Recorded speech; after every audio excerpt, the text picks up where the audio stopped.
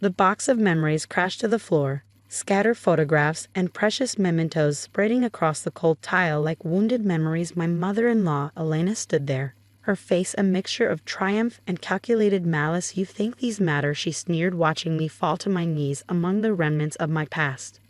My name is Maya Winters, and at 32, I was about to discover that some family battles are won not through confrontation, but through patience and strategic precision. The destruction of my childhood memories wasn't a sudden impulse. It was the culmination of years of calculated manipulation, a calculated attempt to erase my identity, my roots, my very existence within the family narrative.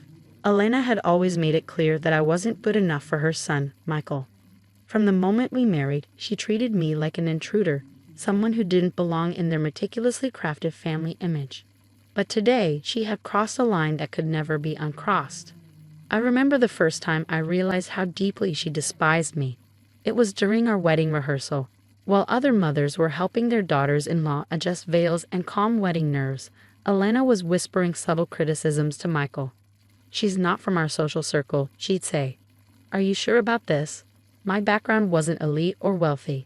I came from a small town, worked my way through college, and built my career through sheer determination. To Elena, that translated to not good enough.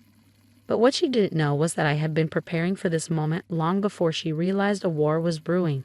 As I knelt among the scattered photographs, my mind raced through the careful documentation I had been collecting. Text messages, recorded conversations, emails, a comprehensive archive of Elena's manipulative behavior.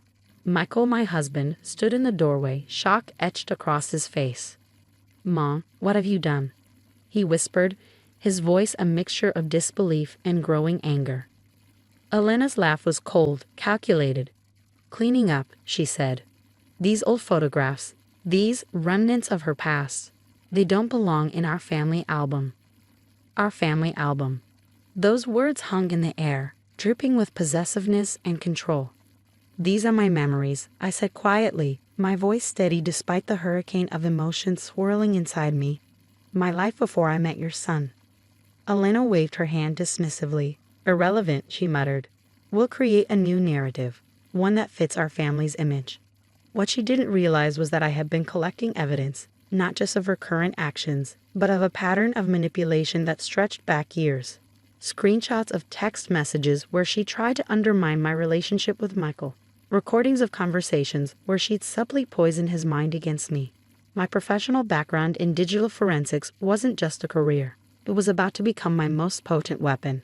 As Michael helped me gather the scattered memories, I could see the conflict in his eyes.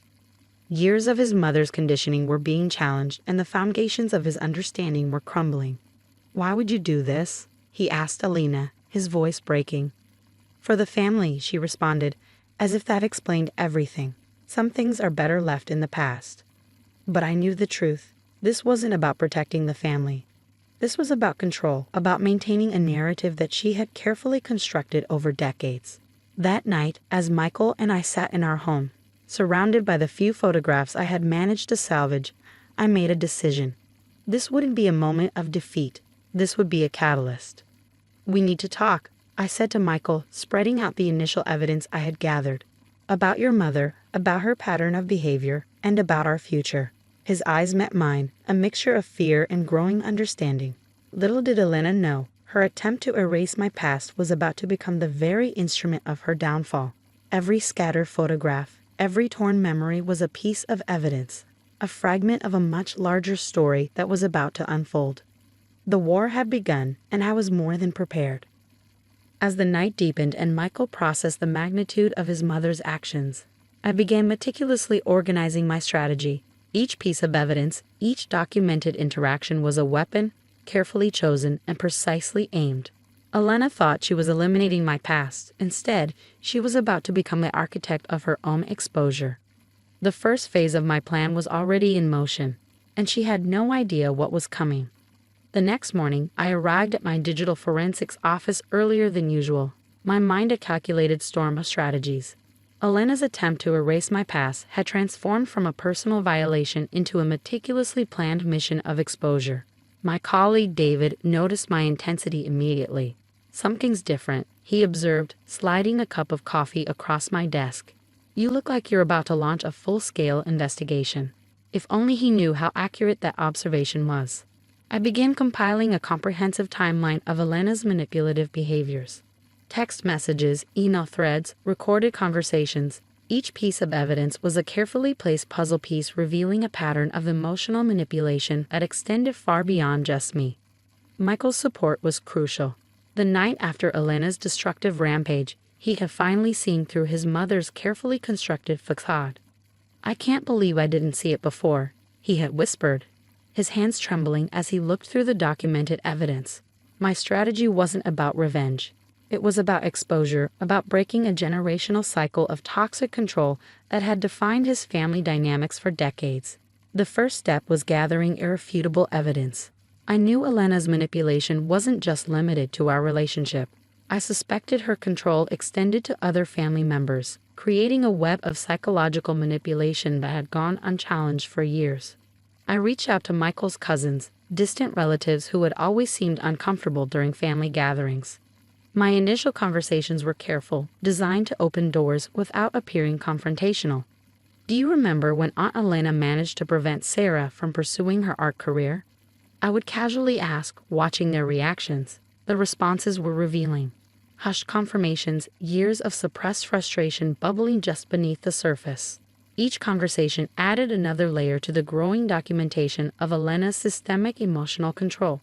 My professional skills became my most potent weapon. Digital forensics wasn't just my job. It was an art form of uncovering hidden truths.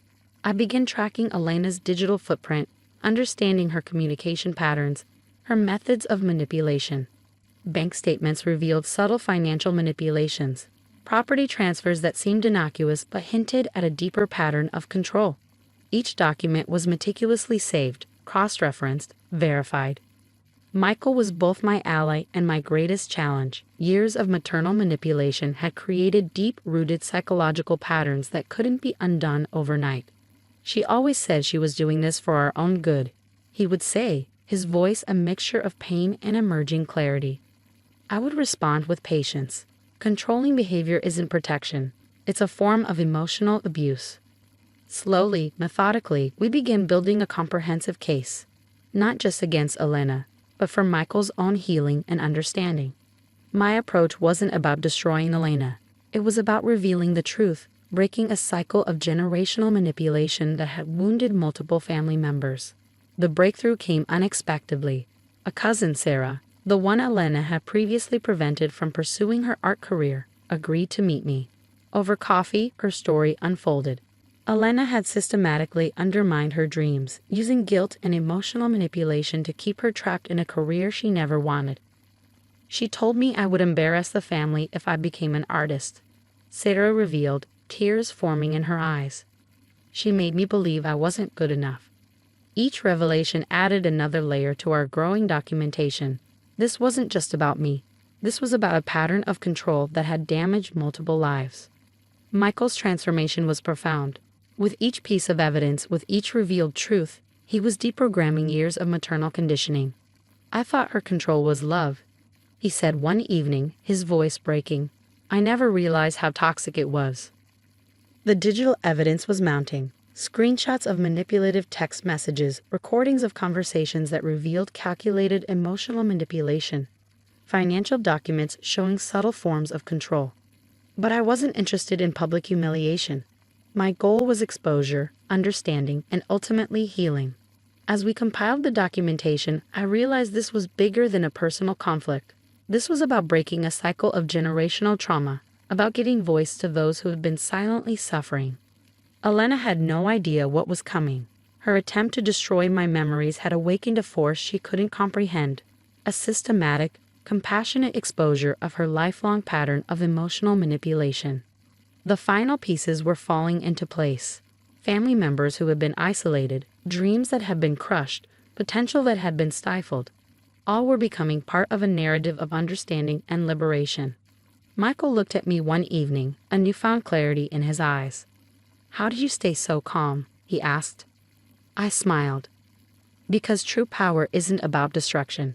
It's about understanding, exposing the truth, and creating space for healing." Little did Elena know, her attempt to erase my past was about to become the very instrument of her own exposure. The investigation was almost complete, and the final phase was about to begin. A reckoning was coming, not with anger, but with the most powerful weapon of all, the unvarnished truth. The family gathering was meticulously planned, not by Elena, but by me. Each invitation, each carefully orchestrated detail was designed to create a moment of ultimate revelation. Michael's entire extended family arrived at the sprawling family estate, cousins, aunts, uncles, many of whom had been isolated or manipulated by Elena over the years. She believed this was just another typical family reunion. She had no idea she was walking into the most significant moment of her life. I sat quietly, watching Elena move through the room with her usual air of superiority.